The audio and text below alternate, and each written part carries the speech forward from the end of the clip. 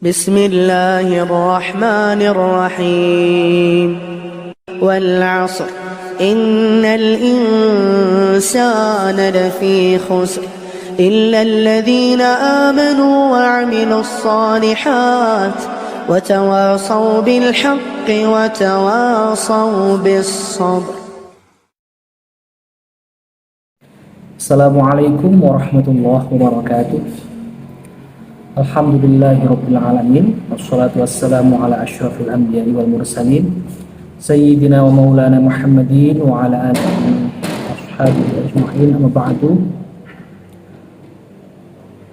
A'udzu billahi minasyaitonir rajim. Bismillahirrahmanirrahim. Wal 'ashri innal insana lafi khusr illa alladhina amanu wa 'amilus sholihat wa tawashaw bil haqq wa tawashaw bis sabr. Alhamdulillah, pagi hari ini kita semua bisa bertemu kembali dalam acara Purnama 2 Mengaji. Semoga rahmat, taufik, hidayah, inayah yang Allah Subhanahu wa taala senantiasa menyertai kita semua dalam seluruh aktivitas kita. Amin ya rabbal alamin. Ayat yang baru saja kami baca di dalamnya memiliki sebuah makna yang sangat padat, sangat penting, yakni terkait dengan nasihat, yang di dalamnya diartikan bahwa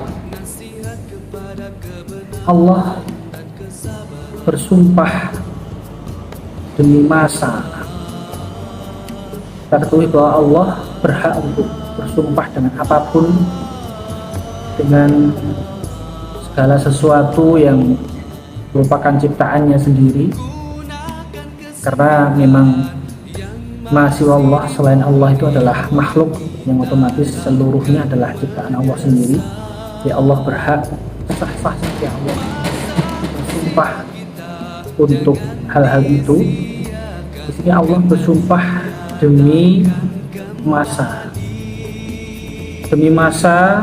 bahwa seluruh manusia, innal insana lafi khusr, seluruh manusia itu berada dalam sebuah kerugian. Namun tidak semuanya, ada orang-orang yang bisa terhindar dari kerugian, yakni orang-orang yang selalu beriman kepada Allah Subhanahu wa taala, illal ladzina amanu wa 'amilus sholihat, dan orang-orang yang selalu menjalankan amal-amal sholih, amal-amal kebaikan. Wa tawashaw bil haqqi wa tawashaw bis sabr, dan orang-orang yang selalu ingin mengajak kebaikan kepada yang lain. Artinya orang-orang yang selalu ingin memberikan nasihat, memberikan best practice, memberikan hal-hal yang bisa menjadi inspirasi kebaikan untuk orang lain. Ini merupakan sebuah kunci bagaimana kita tidak termasuk ke dalam golongan orang-orang yang disebut dalam ayat itu sebagai orang yang merugi, orang yang berada dalam sebuah kerugian.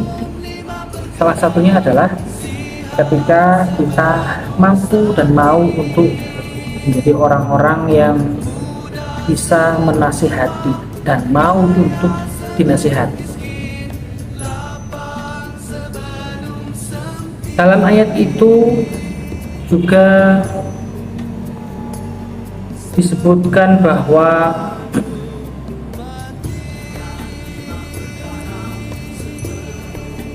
Allah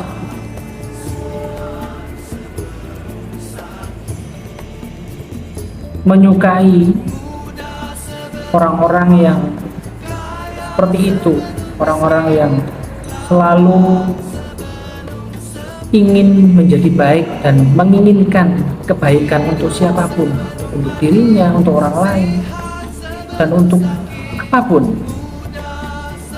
Bahkan dalam ayat lain juga disebutkan was-sabiqunal awwaluna minal muhajirin wal ansar walladzina tabauhum bi ihsani radhiyallahu anhum wa radu anhu ila akhirih. Jadi Allah itu suka dengan para sahabat terdahulu, para nabi dan sahabat terdahulu, karena salah satu alasannya adalah yaitu mereka orang-orang yang selalu menjaga kebaikan, entah kebaikan untuk mereka sendiri ataupun untuk orang lain. Jadi orang-orang seperti kaum muhajirin, kaum ansor, orang-orang yang mengikuti beliau-beliau adalah orang-orang yang selalu menjaga kebaikan, menginginkan kebaikan, dinasihati dengan mau dinasihati. Intinya bagaimana caranya beliau-beliau itu menjadi sama-sama baik bareng-bareng. Mungkin ini yang perlu menjadi PR kita bersama, bahwa baik ataupun bisa kita sebut kualitas atau prestasi itu kalau untuk pribadi tentu akan kalah jauh levelnya, kalah jauh kualitasnya dengan ketika kebaikan itu kita berikan untuk orang lain atau orang lain berikan untuk kita. Jadi kategori baik bersama ini adalah kategori kebaikan yang paling tinggi. Jadi baik kalau secara pribadi ini levelnya sangat rendah, tapi ketika kebaikan itu untuk umum, untuk banyak orang, untuk sebuah golongan, itu akan menjadi luar biasa. Seperti kita berdoa untuk diri sendiri, itu juga baik, namun akan jauh lebih baik lagi ketika kita mau untuk mendoakan orang lain. Makanya Rasulullah juga pernah mengatakan bahwa saya sangat menyukai berdoa itu untuk orang banyak. Makanya beliau lebih menyukai istilah Robbana daripada Robbi dalam penyebutan doa. Karena kalau Robbi itu untuk pribadi, untuk sendiri, ketika Robbana itu untuk kita semua, untuk banyak orang yang mungkin kita kehendaki.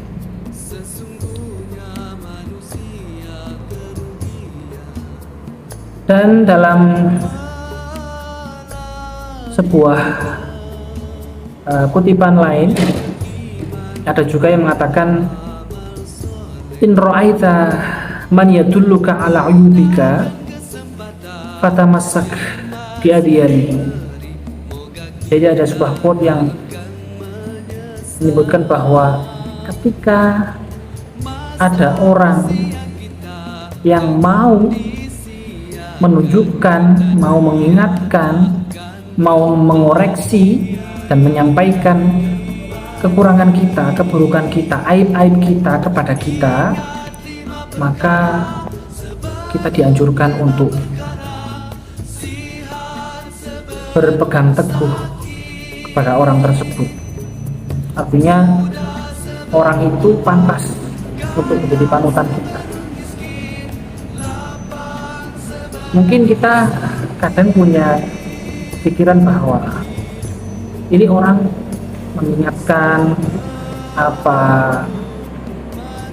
sengaja untuk bagaimana. Mungkin kita terlalu banyak berpikir seperti itu. Namun kalau kita ikut dengan kata-kata ini, maka kita tentu tidak perlu berpikir seperti itu.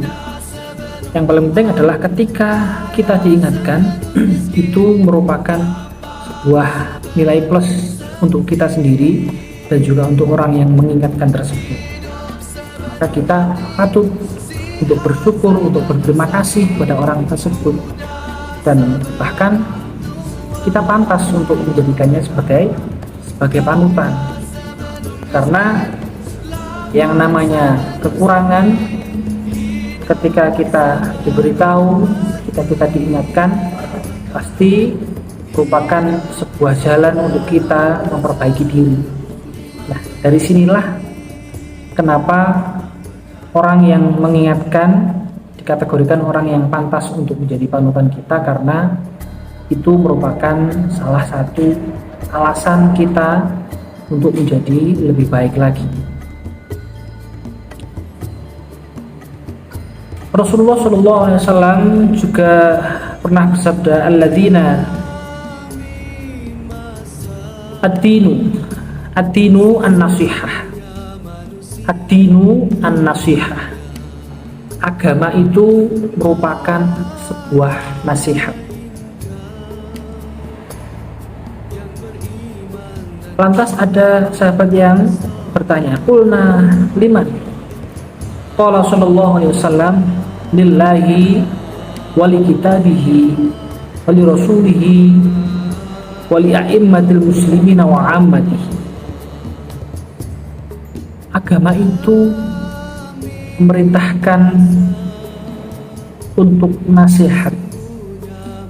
Nasihat itu artinya berbuat baik. Nasihat itu menginginkan sebuah kebaikan. Lantas ditanyakan kepada Rasulullah, ke siapa? Nasihat ke siapa? Rasulullah menjawab, kebaikan, nasihat kepada Allah. Bukan berarti Allah kita nasihati, kita tuturi, kita ingatkan, bukan, tapi kita diharapkan untuk selalu berusaha melakukan hal-hal yang baik yang membuat Allah ridho. Nasihat kepada Allah, kepada kitabnya, kepada rasulnya, kepada para pemimpin kaum muslimin, bahkan yang bukan pemimpin, artinya seluruh kaum muslimin. Bahkan Al-Hafidh Abu Amr Ibnu Shalah pernah memberikan penjelasan mengenai hal ini, sebagaimana dikutip oleh Imam Ibnu Rajab, mengatakan bahwa nasihat adalah sebuah kata yang padat dengan makna, mencakup tindakan, mencakup kehendak, perbuatan, apapun yang semuanya berbau kebaikan. Contoh ketika kita mengatakan nasihat kepada Allah, nasihat terkait dengan Allah, caranya bagaimana? Ya, caranya dengan mentauhidkan Allah, menyifati Allah dengan sifat-sifat kesempurnaannya, mensucikan Allah dari hal-hal yang tidak layak baginya, dan selalu mendekatkan diri pada hal-hal yang membuat Allah ridho dan menjauhi segala sesuatu yang mungkin membuat Allah tidak ridho. Dan kita melakukan semuanya dilandasi dengan keikhlasan, ketabahan, kesabaran, memurnikan hati, memurnikan niat, melakukan segala sesuatu untuk semata-mata mencari ridho Allah Subhanahu wa ta'ala. Sedangkan nasihat untuk kitabnya Allah, nasihat terkait kitabnya Allah adalah dengan satu, mengimaninya. Mungkin kita sehari-hari membaca, pelajari kitabnya Allah, namun mungkin juga kita belum masuk kategori mengimaninya, karena iman itu hubungannya dengan hati. Ketika kita tidak menata hati, maka sangat diragukan ketika kita menyatakan iman.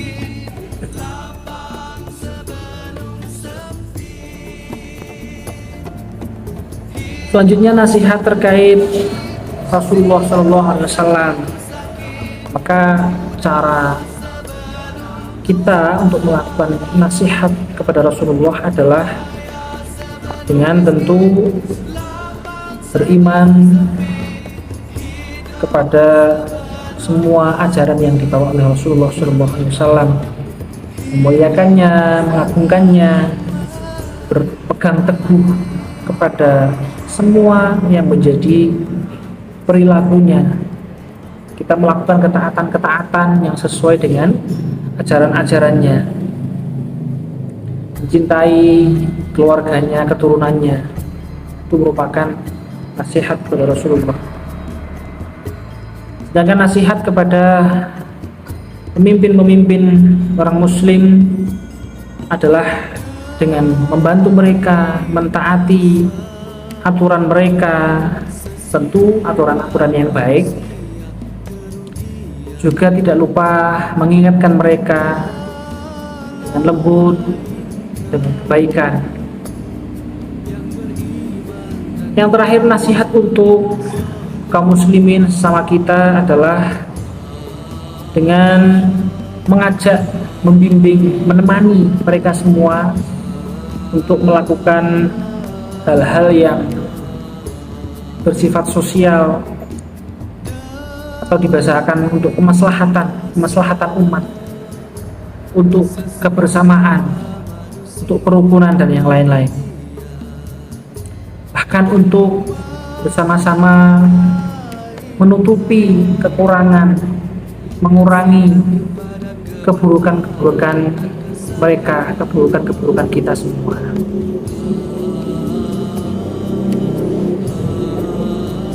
Yang akhirnya kita mampu untuk mengajak mereka menyukai hal-hal yang baik, menyukai diri mereka sendiri, yang akhirnya mereka bisa bersyukur kepada Sang Pencipta karena telah diberikan semuanya ini.